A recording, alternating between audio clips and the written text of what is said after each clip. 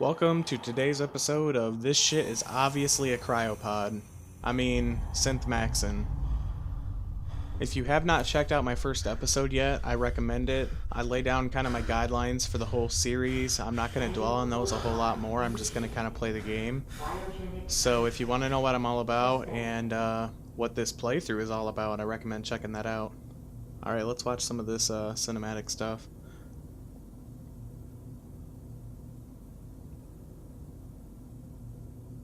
This is the one. Alright, so I've been unfrozen, Open it. at least temporarily, after an undisclosed amount of time. The guy looks like a raider.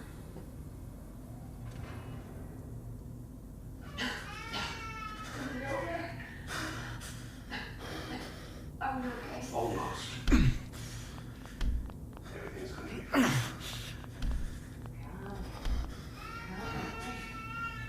No, I got him. Let the boy go. I'm only gonna tell you once. I'm not giving you Sean.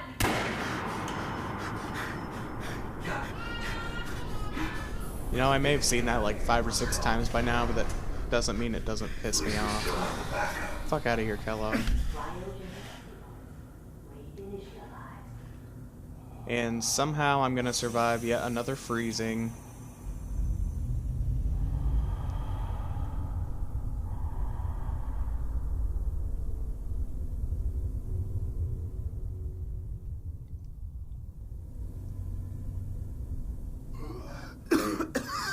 Alright, and here we go. Get to finally start actually kind of playing the game. Come on, guys, let me out. Cryogenic array. All residents must vacate immediately. If we could not with the frame rate lag, that would be great. Speaking of frame rate lag, I actually got the 1.02 patch today on PS4, and which is supposed to fix a lot of performance issues.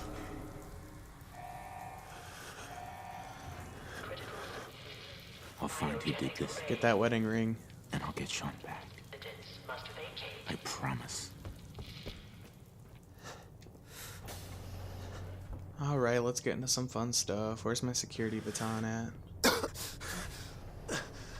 Not that way. It's in this toolbox. I'm gonna start taking this junk. I'm gonna try not to take too much junk during the series. Like I said, I'm not gonna focus on settlement building too much, but there's still some weapon mods and stuff I'm gonna want.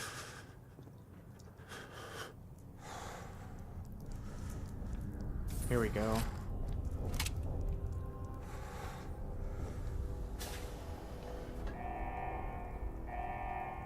Critical failure in cryogenic array. All vault residents must. Some of that ceramic. Definitely want that stim pack.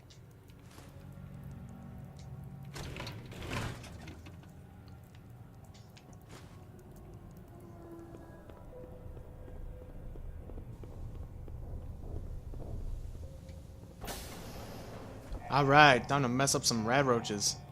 Come here! Giant roaches? What the hell? Man, I can't even imagine actually being surprised by Radroaches anymore. Like, after Fallout 3, it's just kind of like I see them and I'm like, yep, that's what they are.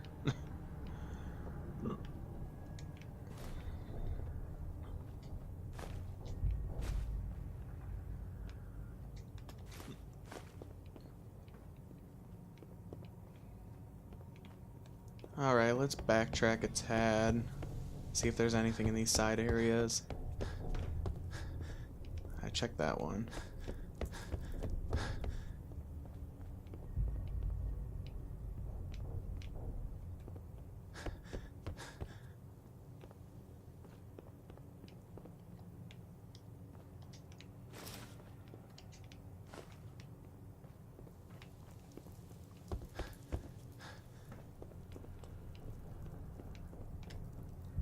Everybody's dead.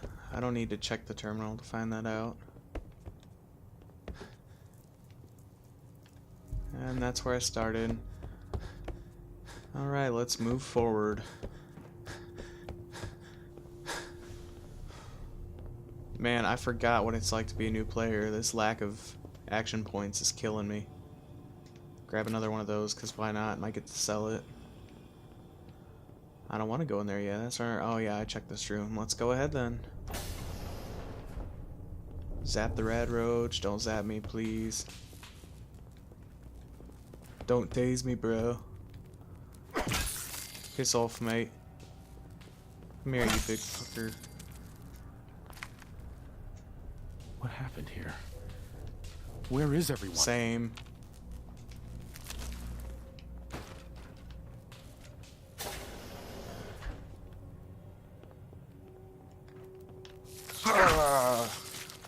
That was really unnecessary for a Radroach, but I guess since the game prompted me to do it, I'll do it. This is gonna take me a minute to search. I can't miss any of this good stuff. Let's go ahead and get that pistol going. But just kidding, because why waste ammo on Radroaches?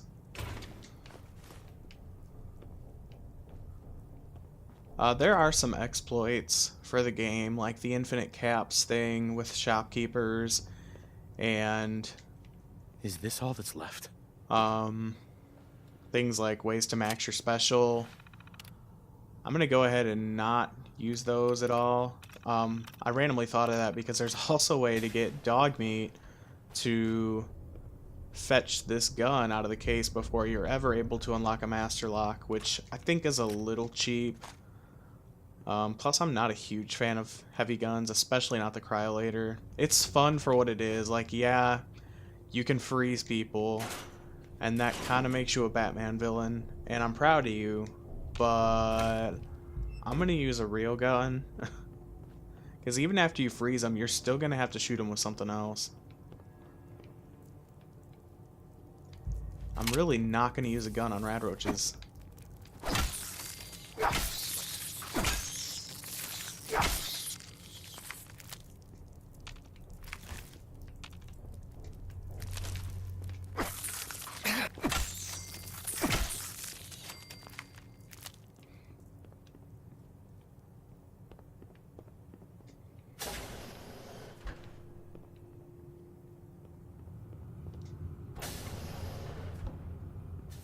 I don't want to sneak.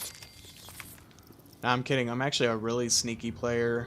It's sort of a natural reflex. It's also kind of a pain to watch, but I'll try to keep it in moderation. It is something I'm really guilty of. I really like getting sneak attack crits. Have always been that way. I think that's why the game honestly takes me so long to play, is because I spend just so much time during each battle making sure I take as little damage as possible. Let's get that Pit-Boy life going.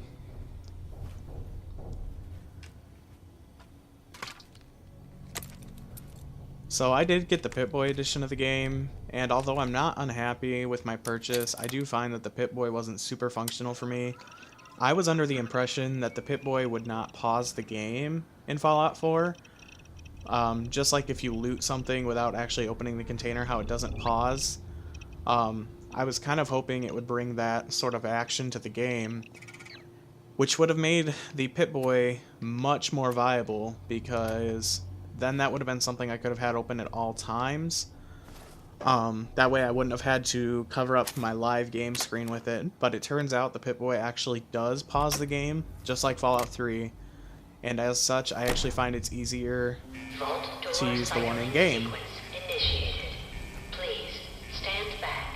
This is actually a pretty obvious choice, because if you use the one on the wrist, it's a smaller screen, and it does not pause the game for you, and the one in-game does, so I mean, why not take the free pause out of it?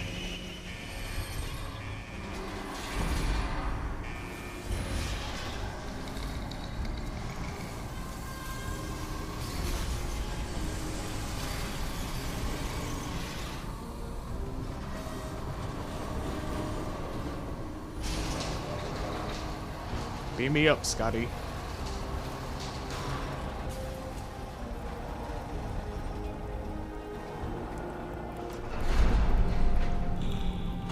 Alright, let's see what the world has in store for Synth Maxson.